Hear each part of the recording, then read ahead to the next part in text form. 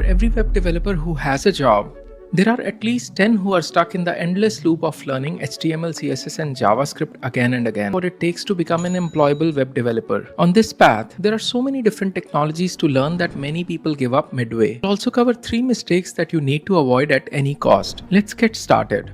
Web development contains 2 parts, front-end development and back-end development. Front-end developers program the feel and behavior of a website. This is what a user actually experiences when they visit a website. Back-end developers make this behavior possible. They do some things behind the scene that users don't get to see. Restaurant, you just experience the dining area, the tables, chairs, menu, and the overall ambiance. That's your front-end. Now back-end would be the kitchen of the restaurant. It's where all the behind-the-scenes action happens. Ingredient preparation, cooking, and order fulfillment. In a restaurant, we also have a server. What would be the equivalent of a server in the web development world? Anyway, let's start with front-end development. HTML, CSS, and JavaScript are the building blocks of front-end development. You are building a house. HTML would be the blueprint of this house. What are the different rooms in the house? How many bathrooms will be there? All of that is HTML. For example, CSS is like an interior designer that decides what your rooms look like. JavaScript is like an electrician that installs smart home features in your house. You hit the subscribe button. JavaScript sends a request to YouTube servers to update the subscriptions of my channel. This is where most people make their first big mistake. They spend months, sometimes even years learning HTML, CSS, and JavaScript.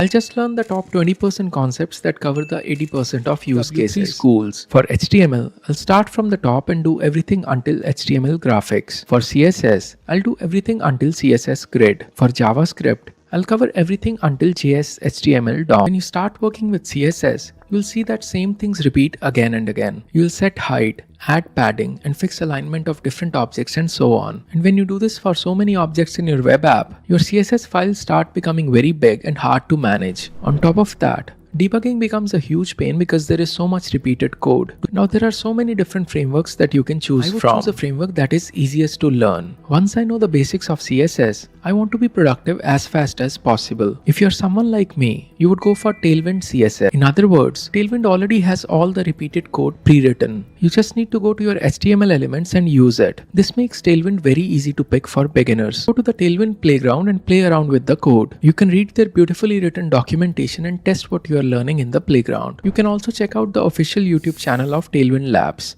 We also have JavaScript frameworks to make our life easy. There are again many popular options here, but we will only talk about the most popular option, which is React. React makes building user interfaces more manageable by breaking them into small reusable components. It allows it to update only part of the web page rather than re-rendering the entire thing. Why did I pick React over all these other options? I want you to get to a stage where you are building your own projects really fast. And React, they have a quick start guide which according to them covers 80% of the React concepts. This guide also contains a walkthrough of how to build tic-tac-toe in React, and they also teach you how to think in React. There is a Learn React section that I highly recommend you go through, but most people are going to struggle with it. Totally fine. Struggle is if you're someone who enjoys the struggle, more power to you. Please go ahead and start building because that's how you learn the most. But for others who need a little bit of hand holding in the beginning, I have a recommendation for you. You can start following along with someone who's building a real world application. Many people building clones of popular applications like Amazon or Netflix. My personal favorite is this channel by Sony Sanga. His videos will introduce you to popular patterns in React. He also covers some new technologies like Next.js. Next.js is a React framework that enables extra features like server-side rendering. If you build a basic version of Instagram app, people can share their photos and see a newsfeed containing pictures of their friends. You can also add functionality to like photos and add comments. So front-end part of the web development. It's time to move on to the back-end. This is where people make their second biggest mistake, which is that they fall victim to the buzz around full-stack development. This work both on front-end as well as the back-end. There are many jobs for front-end developers. Test yourself early in the job market to see where you stand.